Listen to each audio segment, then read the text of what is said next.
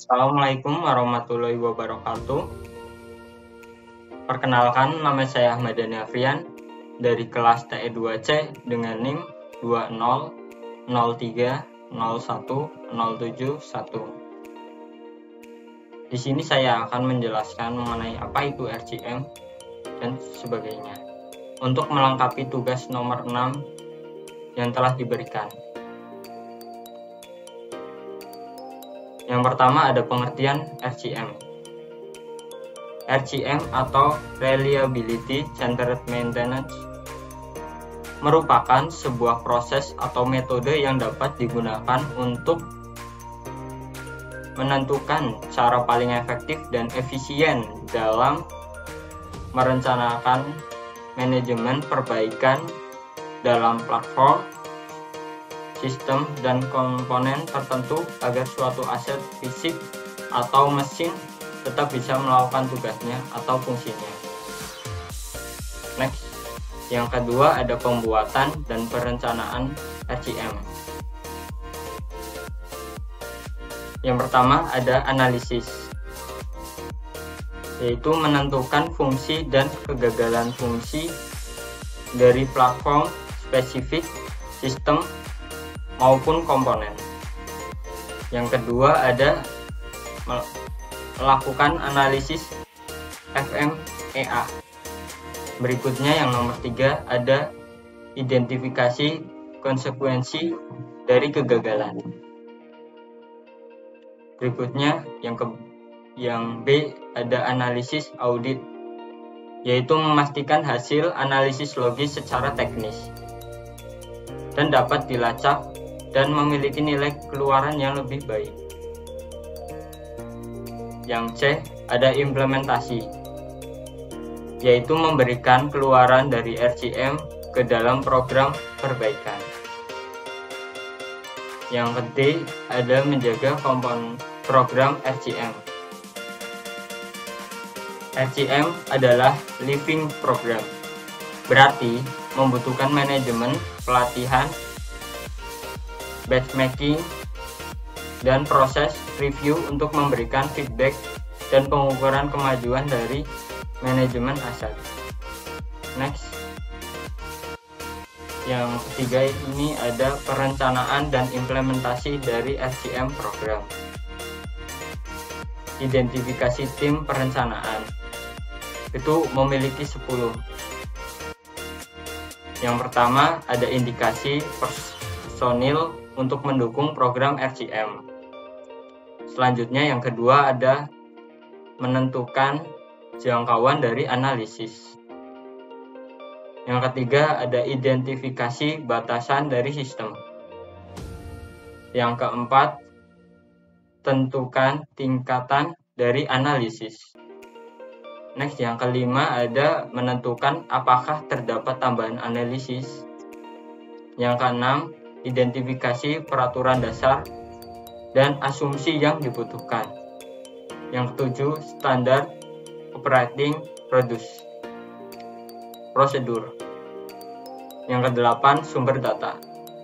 Yang kesembilan, metode analisis. Yang terakhir ada metode analisis beban keuntungan. Next, menentukan manpower. Bergantung pada komitmen manpower, skill, dukungan organisasi untuk kemajuan RCM. Selanjutnya ada identifikasi pelatihan dan sertifikasi.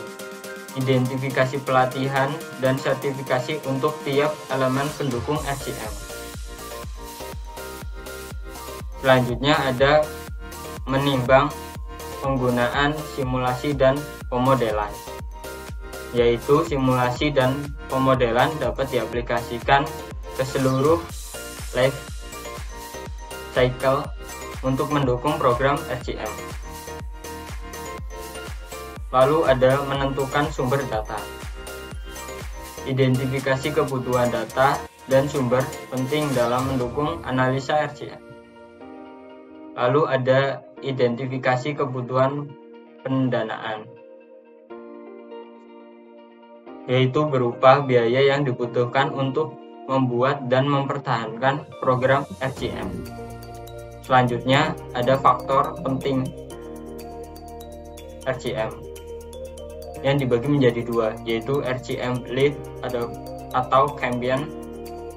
Lalu yang kedua ada RCM fasilitator, di mana yang pertama RCM lead atau champion yaitu mengarahkan usaha perencanaan, menyiapkan analisis performa dan keseluruhan eksekusi.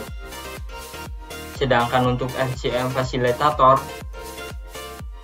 yaitu RCM profesional yang sangat terampil dan berpengalaman untuk mendukung RCM lead dalam mempersiapkan analisis dan memimpin tim analisis melalui pelaksanaan analisis yang sebenarnya. Selanjutnya ada personal pendukung dari RCM. Dibagi menjadi 4, yaitu engineering, biaya analisis, logistikal, operators, dan maintenance. Di mana engineering yaitu krusial dalam koneksi data dan analisis. Personal penting dalam melaksanakan analisa RCM dari sistem. Selanjutnya ada biaya analisis. Biaya analisis melakukan analisa biaya atau keuntungan dan rekomendasi yang menghasilkan analisis dan mendukung proses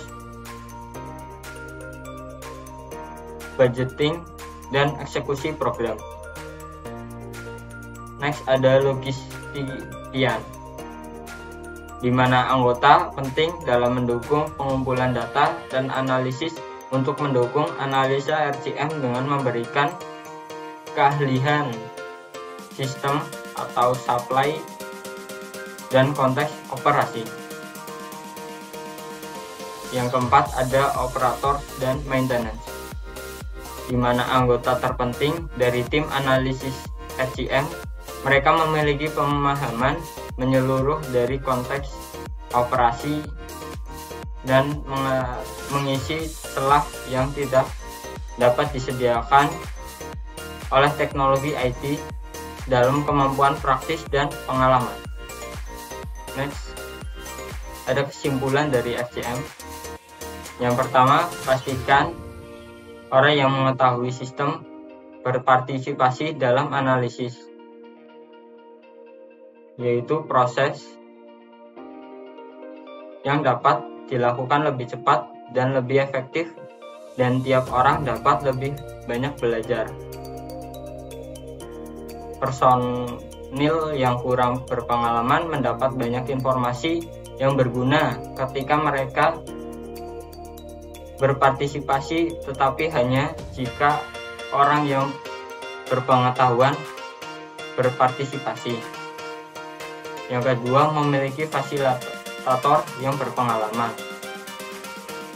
yaitu memberikan tujuan untuk memberikan keuntungan dalam analisis. Yang ketiga, ada proses RCM hanya akan efektif jika tiap individu berkontribusi. Semakin banyak usaha yang dikeluarkan, maka semakin baik hasilnya yang diberikan. Kepercayaan diri dalam implementasi. Yang terakhir ada proses RCM adalah metode yang seharusnya ditinjau secara periodik sehingga dapat diimplementasikan secara efektif. Terima kasih. Sekian dari presentasi saya. Apabila banyak kekurangan, saya mohon maaf. Wassalamualaikum warahmatullahi wabarakatuh.